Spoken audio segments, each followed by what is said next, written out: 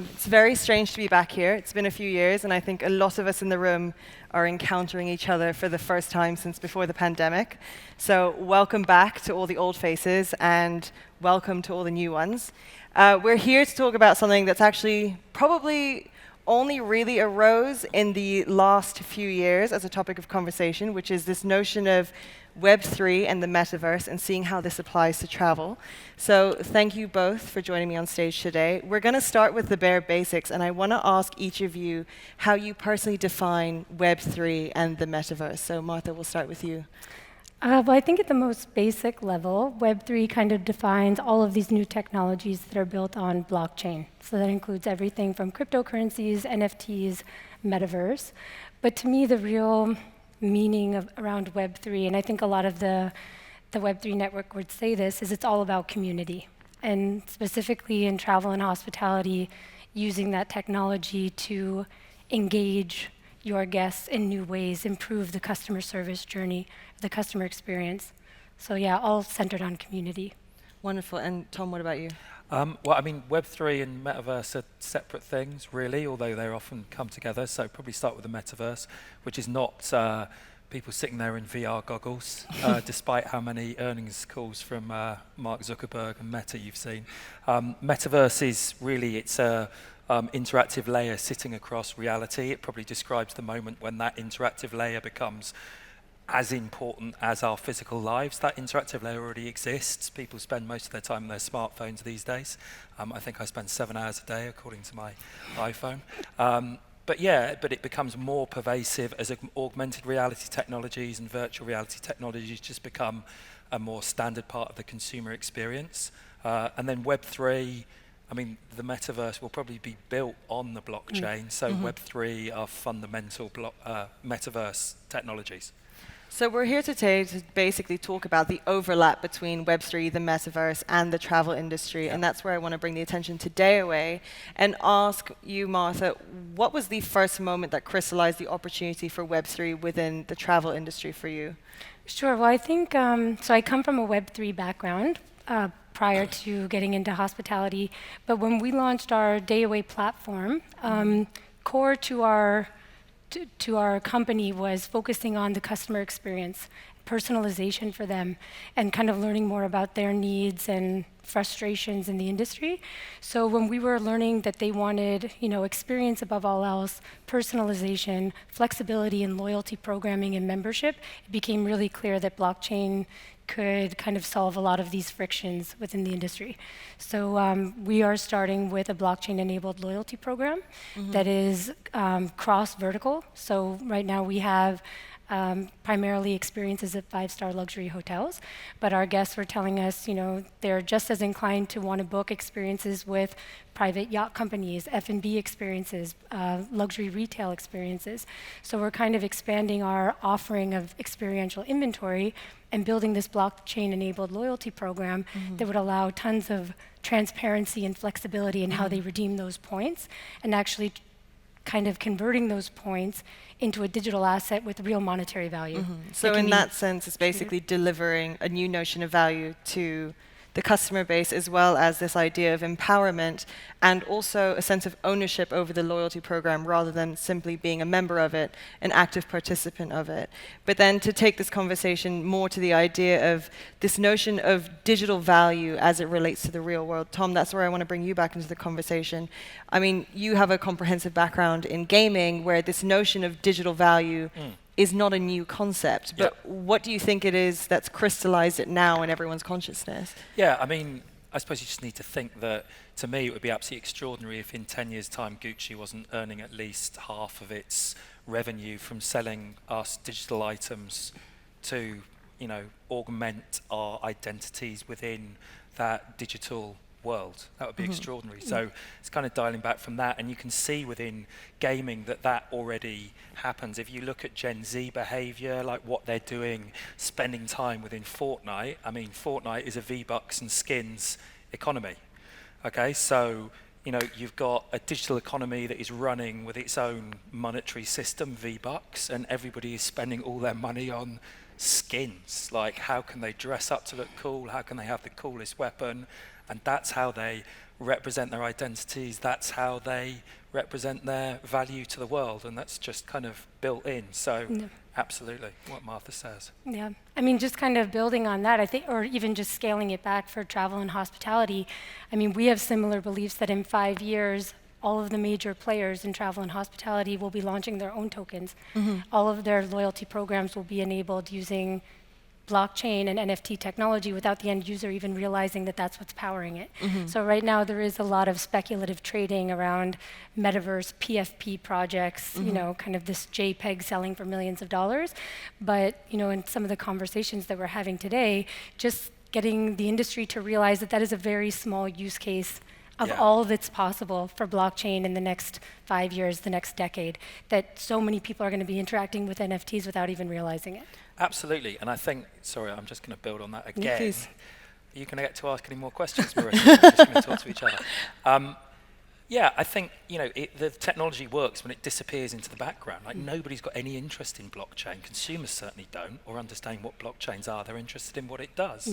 And I think the two key things it enables and why it wins in loyalty schemes, why it wins in a gaming world, is because it enables easy exchange of monetary assets. So if I have a currency, whether that's in a loyalty scheme, then I can easily exchange it for something else of value. I can exchange it for maybe points in another loyalty scheme. And in terms of assets that I have earned or owned, then I can easily exchange or sell those for other assets or monetary items. And without a blockchain, that means a hell of a lot of different payment layers and people having to recognize value, and it's difficult to get the kind of free market economy working across it. Right, well, we are also very much at such an early stage that there are a lot of friction points that still need to be worked through, and so the sense or the sensation of interacting with the technology is still very salient in a consumer's mind, just because it isn't seamless yet. Like, we haven't actually worked out those kinks as of yet, which is why a lot of this is down to a lot of experimentation, trial and error. So as it relates to, you know, DAOA's loyalty program, why were NFTs actually such an integral part of the program? I mean, it was really necessary. If we were going to have a cross-vertical loyalty program, kind of expanding country by country, week by week, we're launching with new partners and new destinations every day, to ease the friction around payments and in terms of the points and how they expire and how they're redeemed. Blockchain was just the easiest solution to that problem. So I think a lot of brands in a number of verticals are kind of building in Web3 as a solution and looking for the problem. They just want to launch an NFT, they want to launch a metaverse, and we're seeing a lot of bad projects that are kind of jumping in on the hype without really digging into what issue, what problem is this solving for their community. For us, we knew that our community desperately wanted a new kind of loyalty program, especially in the wake of COVID, when they weren't traveling the way they used to, they weren't staying at the same hotels. They wanted experiences whether they were at home or abroad, and they wanted a loyalty program that was kind of transitioning with them across a number of different lifestyle verticals and being able to redeem points, benefits, upgrades, invitations to special events in a more frictionless way. So what has the reception actually been so far? When did you roll out the program, and what's been the early reception? Yeah, so we launched our first installment of our Genesis NFT collection. It's actually being pre-sold right now. It's called the Founder's Key. It's a collection of 500 limited edition NFTs. So it's being sold right now to a number of our early adopters, investors, and Web3 partners. It's been really interesting because the reception from our Web2 community has been overwhelmingly positive. For them, this will likely be the first NFT that they ever purchase, and we're really doing the work to educate them on how to purchase their own NFT. On the Web3 side, what we found is really exciting is that they are thrilled about our project, showing in real life utility, a real world use case and application for blockchain that the mainstream can understand. So that if they don't understand a Bored Ape, a PFP trading for millions of dollars, that's fine. They're probably never going to understand it. More and more NFTs that are kind of meant for that degen community are not going to bring hundreds of millions of more people into Web3. But a lot of people care about their loyalty status.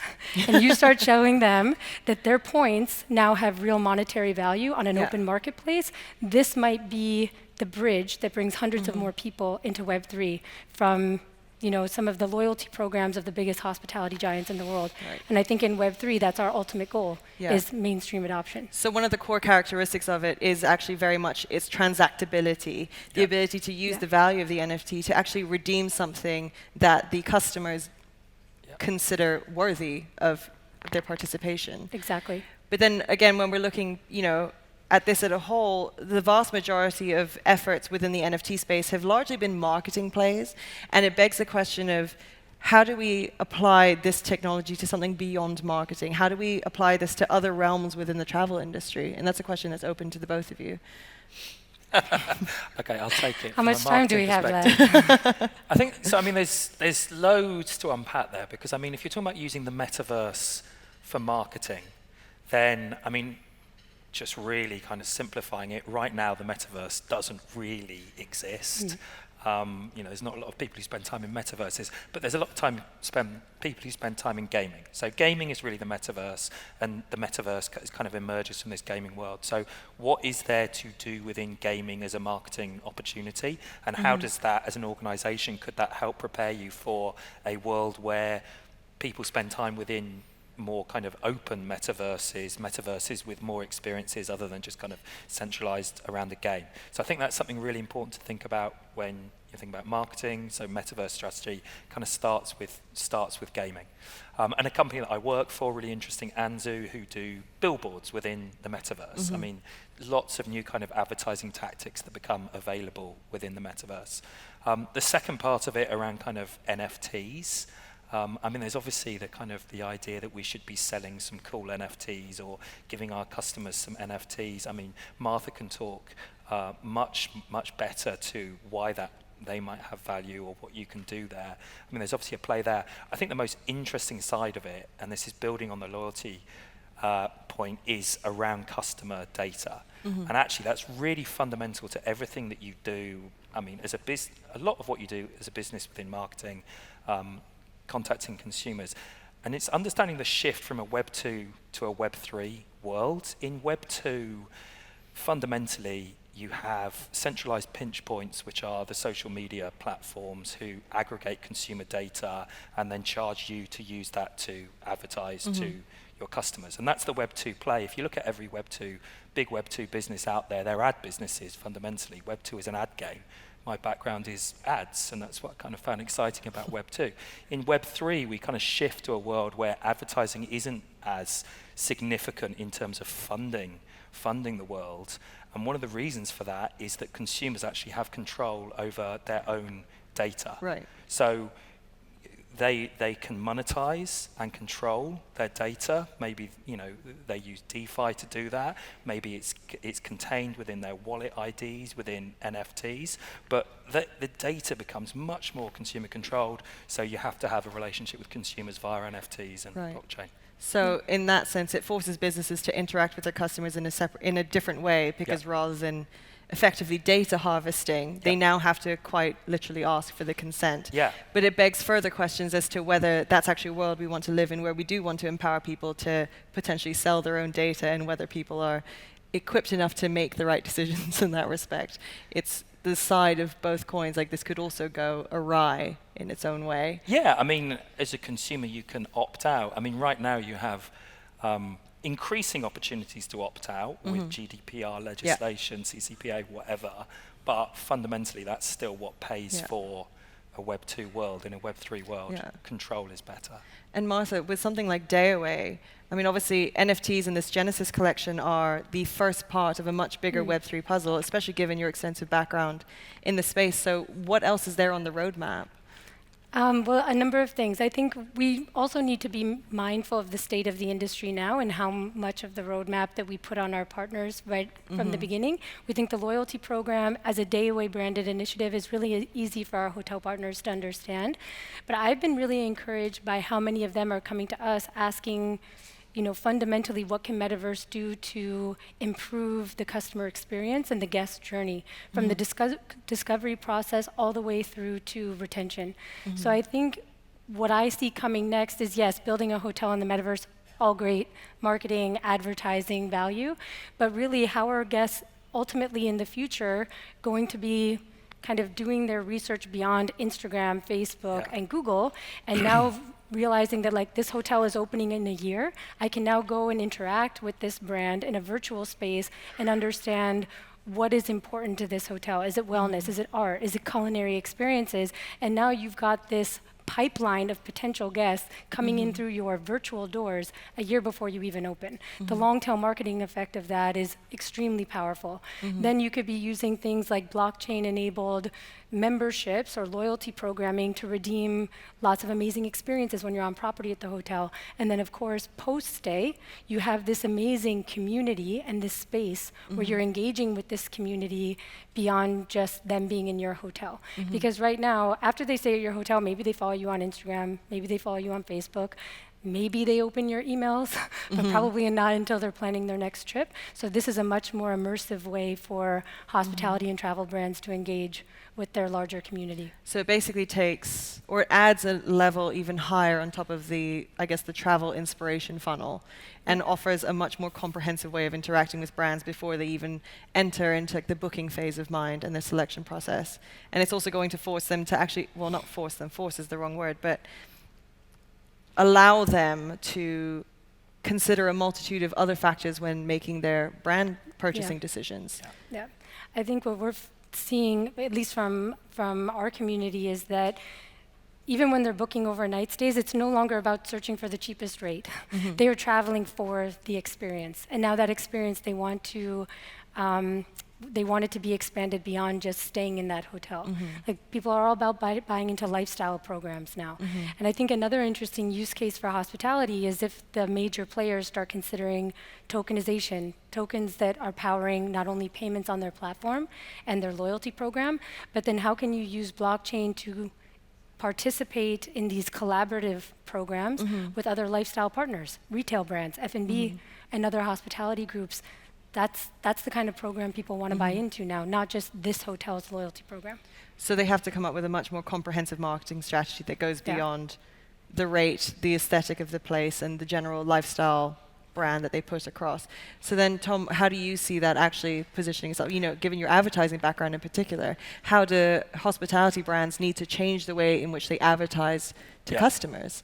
Totally, but I think it's just the same as, you know, the digital journey that most travel brands have been on over the past 20 years will have been absolutely insane, from a world where fundamentally it's a travel agent and a consumer goes into a physical shop and has a look at brochures and talks to a travel agent, to a world of, you know, e-commerce, hotel and, you know, flight booking platforms, apps, so that I can get an extra layer of interactivity across what I'm doing while I'm walking around a tourist destination, hospitality, like, you know, kind of, I've got a now QR code, a menu, and, you know, so that journey over the past 20 years is absolutely insane. So I'm not going to talk to the specifics of that. It's a continuation of that journey. There will be a range of new tactics that travel brands will need to employ.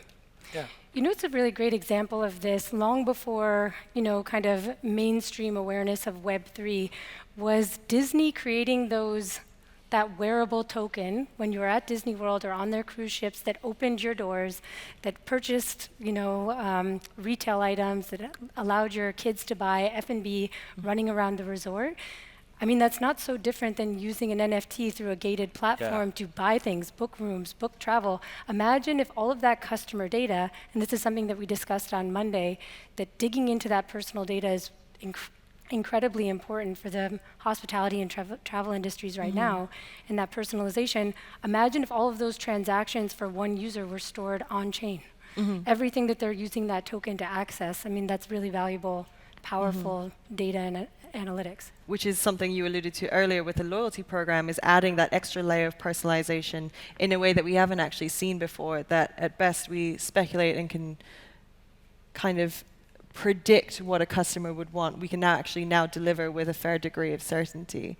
Absolutely. But we've only got 5 minutes left on the clock, and I don't want to not include the fact that there is a lot of necessary skepticism in this space, and there are a lot of challenges that we need to overcome. So one question I want to ask each of you is, what is the biggest challenge you foresee before something like this becoming mainstream in an industry like travel?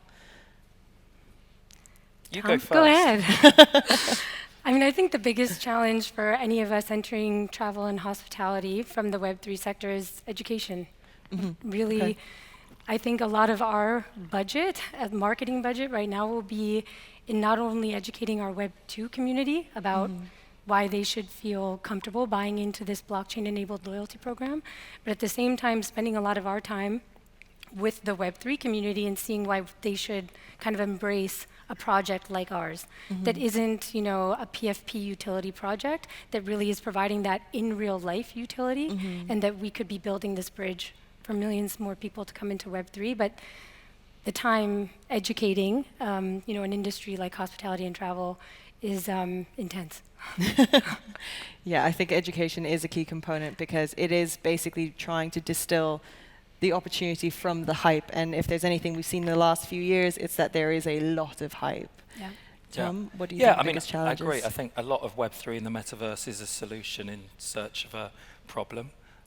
So I think, as ever, it just goes back to basic kind of marketing, business disciplines of establishing what your problem is and whether any of the solutions out there help you deliver extra value against that. I don't think it's any more complicated than that. But what we do see a lot of is brands engaging with the metaverse and with Web3 as part of their innovation channels. And I think thinking about the amount of change that will happen over the next 10 years as the metaverse and Web3 become a more coherent part of our business marketing lives, I think allocating a percentage, I mean, Coca-Cola always had a brilliant 70-20-10 split. Allocate 70% of your budget to what works, 20% of your budget to new stuff that you think works, and 10% just kind of out there innovation. And I think having that kind of discipline is the right way to think about how to integrate metaverse, Web3 type tactics into what you do, in the same way that apps, social media, search, e-commerce platforms have already been integrated in what you do over the past 20 years. Right, and I think currently, with market conditions in the crypto sphere being less than ideal, the natural skepticism continues to arise, and that makes the education component ever more critical. We've only got a couple minutes left on the clock, so I'm going to do something that I actually learned from Suhoon back in my days in WiT, which is a quick fire round, just to tie things up tidily. So the first one is blockchain integration in travel. Is it an opportunity or an inevitability? Inevitability. Inevitability. Well, that was nice and clean. Yes. And then the best example of Web3 marketing you've seen so far? There is a brilliant, I think, case study of what the Australian Open did this year, where they opened up a really exciting festival within Decentraland, had games and lots of interactivity, and actually got a decent number of people through the experience. But I love the way they integrated it with the real world, in that they split the court into 14,000 grid squares. Right. And you could buy an NFT relating to one of those grid squares. And if the ball for a winning shot in the championship landed in your grid square, then you got the actual match ball from that winning shot. And some other cool stuff. And your NFT was obviously worth a lot, and blah, blah, blah. But it was just such a cool way of kind of connecting the metaverse, blockchain, in a very kind of, in a way that actually connected with consumers. I can't remember how many people they got through. I think it was over 10,000. Yeah. I think that's one of the best examples. I think something else that's really interesting, especially on the blockchain-based loyalty front, is what we're about to see being released by Starbucks, using blockchain to enable their loyalty program without even using the word NFT. It's going to be powered for millions of people without them even knowing they have an NFT. And my last question is going to be, what year do we really see blockchain going mainstream in travel? In travel. Just to add a layer of complication. 2030? You can answer first, because I'm going to say By 2023. No, 2030. 2030. I think it's going to be adopted by other industries far faster in the next 5 years. Okay. Travel and hospitality, I don't know. I thought I was going to be more pessimistic than you. I think 2030 at the outside, I think we'll start to see adoption without people talking about it, is per your Starbucks Mainstream, example. though. So she maybe said. it'll happen before we think it'll even happen. notice it. Yeah. There's a think- Sorrell thing about, is it Sorrell or is it Bill Gates, or it might have been Nelson Mandela, about, it's amazing what you can get done in 2 years. We underestimate. Well, let's hope for that. Yeah. Anyway, Tom, Martha, thank you so much for all of your insights. That's been a fantastic conversation, and thanks to all of you for tuning in. Thanks, Charlie.